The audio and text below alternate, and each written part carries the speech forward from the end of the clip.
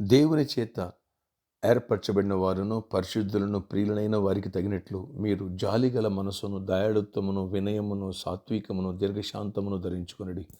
కొలసీలు రాసిన పత్రిక 3వ అధ్యాయం 12వ వచనం. Praise Jesus. ఈరోజు February 6th Friday. Good morning. పరలోకనేశ్వర సంఘ బిడ్డలందరికీ, ఆత్మీయులకు, దైవజనులకు, ఇతర రాష్ట్ర దేశాలు మన ప్రియులందరికీ కృపాక్షేమం సమృద్ధిగా విస్తరించునుగాక. ఆమేన్. ఫ్రెండ్స్, ఈ వచ్చే ఆదివారం మనకి 6th ఆలివ్ ఆయిల్ ఫెస్టివల్.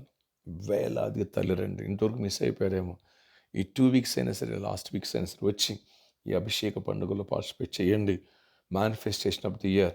దేవుని ప్రత్యక్షత నీలోంచి నాలోంచి బయటకు రాబోతుంది. దైవ కుమారులుగా నీవు నేను సిద్ధపడి ఈ సృష్టి యొక్క ఆశను, దేవుని కుమారు ప్రత్యక్షతకు సృష్టి ఆశతో ఎదురు చూస్తున్నాను రాయబడింది.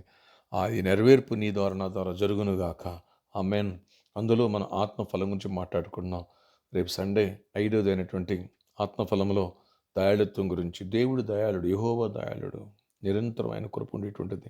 కాబట్టి బిడ్డలారా, దేవుని దయ మనపైన ఉంది కాబట్టి మనం క్షమించబడ్డాం. రక్షణ పొందాం. ఈరోజు కృప పొందుతున్నాం, దీవించబడుతున్నాం. దేవుని దయ మనలో లేకపోతే, మన పట్ల లేకపోతే కనుక మనం ఏనాడో నశించిన నరకాగ్నికి వెళ్ళిపోవడం మర్చిపోవద్దు. అలాగే దేవుని దయను పొందిన మనం ఇతరుల పట్ల కూడా దయ చూపించమని వాక్యం సెలవిస్తుంది. కాబట్టి పరిశుద్ధులు, ప్రియులైన వారు ఎలాగన దయను కలిగి ఉన్నారో, జాలి మనసు కలిగి ఉన్నారో మీరు కూడా అలా ఉండని వాక్యం చెప్తుంది. కాబట్టి దయాళత్వం గురించి చాలా ఇంపార్టెంట్ రేపు సండే బలమైన వాక్య సందేశాలు మనం వినబోతున్నాం. మిస్ చేసుకోవద్దు.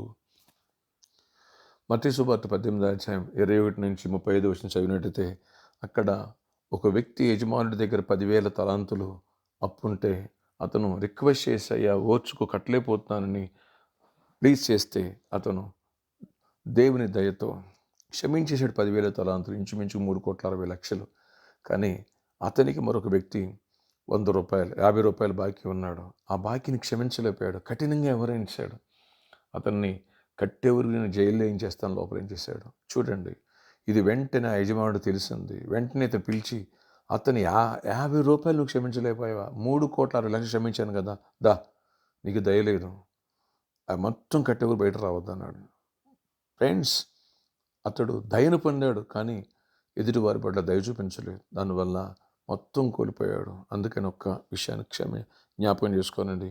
దయ అనేది క్షమించుట. అర్హత లేని వ్యక్తికి అందలం ఎక్కించుట. ఈ విషయాన్ని మర్చిపోవద్దు. వచ్చే ఆదివారం లోతైన వర్తమానాలు మనం దయాళత్వం గురించి వినబోతున్నాం. వేలాది తల్లిరండి, దైవ దీవెనలు పొందవచ్చు. ఆయన గుణ లక్షణాలు నీలోకి నాలోకి వస్తే అప్పుడు మనం దైవ కుమారులుగా బయటకు రాబోతున్నాం. దైవ దీవెనలు పొందబోతున్నాం. అంతేకాదు, ఇంతవరకు ఎనెంటింగ్ ఫెస్టివల్లో ఘనమైన సీడ్ విత్తలేదా? నీకోసం ప్రార్థిస్తున్నాను. అద్భుత రీతిలో దేవుడు బ్లెస్ చేసి ఒక ఘనమైన సీడ్ 6th వీక్లో విత్తే కృప సామర్థ్యం దేవుడు నీకు ఇచ్చునుగాక. రేపు సాటర్డే స్పాన్సర్ మీట్ కూడా ఉంటుంది ఎర్రగడ్డ మన ఆఫీస్లో. ఎవరైనా సీడ్ ప్లాన్ చేయాలనుకున్న వాళ్ళు రండి, దైవ దీవెన పొందవచ్చు. అభిషేకుని విత్తనం అద్భుతమైన పంటను దేవుడు నీకు అనుగ్రహించును, కృపనిచ్చునుగాక. ఆమేన్. ఆశ్చర్యకరుడ, వందనాలు. పట్టి బిడ్డను దీవించి ఆశీర్వదించి కృప చూపించి గొప్ప కార్యాలు చేయండి. నీకు విరుద్ధకరమైన ఏ శక్తులు పెట్టిన పనిచేయను వారు ఆశ్చర్యకరంగా కృప చూపించండి. నీ దయాళుత్వం, నీ దయ, నీ ప్రేమ, నీ దీర్ఘశాంతి, నీ సహనం, అయా నీ విశ్వాసం, మంచితనం, సాత్వికం అన్నీ మాలో ఆయన కలిగించండి. పరిశుద్ధాత్మ ద్వారా మేము లోబడినప్పుడే కదా వచ్చేది. అలాంటి శక్తిగల కార్యాలు జరిగించి నీ కుమారులు, నీ కుమార్తెల సమాజానికి మేము నాయన వాళ్ళ సమస్యలు సాల్వ్ చేయాలి. దైవ కుమారులుగా కృప చూపించండి. జాబ్ లేని బట్టి జాబ్స్ ఇవ్వండి, జాబ్స్ వాళ్ళకి హైక్స్ ఇవ్వండి. అస్వస్థలను స్వస్థపరచండి, బలహీనలు బలపరచండి, చీకటాత్మలు లయపరచండి. ఆశ్చర్యమైన కార్యాలు ప్రతి ఒక్కరి పట్ల జరిగించండి. నీకు రోజుకు నీ శక్తి ఇక్కడ పనిచేయవద్దు.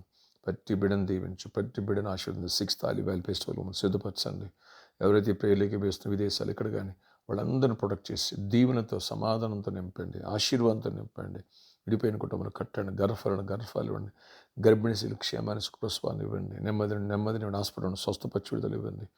జాబ్స్ వచ్చునుగాక. విద్యార్థులే ప్రాక్టికల్ ఎగ్జామ్స్ జరుగుతుంది. ప్రభావం తోడేయండి, మీరు చేపెట్టి రాయించండి. అందరి పట్ల కృప చూపించి కార్యాలు చేసి జీవనిచ్చి మహిమ చెందమని యేసు నామములో ప్రార్థిస్తున్నాను తండ్రి. Amen. Amen. Happy birthday to you. Happy anniversary. Friends, రేపు సాటర్డే ఒక సీడ్ ప్లాన్ చేద్దాం. ఘనంగా దేవుని దీవెనలు పొందుదాం. అనెంటింగ్లు విత్తుదాం. అద్భుతమైన కార్యాల ప్రభు నీ పట్ల, మన పట్ల చేయునుగాక.